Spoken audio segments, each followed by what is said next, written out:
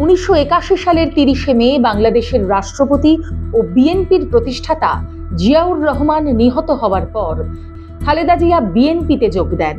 1983 সাল থেকে তিনি সক্রিয়ভাবে এরশাদ বিরোধী আন্দোলনে যুক্ত হন। তার নেতৃত্বে গড়ে ওঠে 7 দলীয় ঐক্য জোট।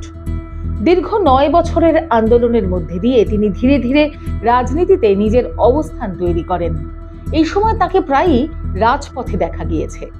গ্রেপ্তার, বাধা এবং চাপের মুখেও তিনি আন্দোলন থেকে সরে আসেননি।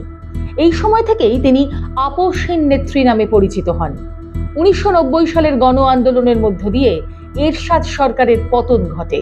এর পরের বছর 1991 সালের জাতীয় সংসদ নির্বাচনে বিএনপি বিজয়ী হয়। খালেদা জিয়া বাংলাদেশের ইতিহাসে প্রথম নারী প্রধানমন্ত্রী হন। ফলো করুন বর্তমান।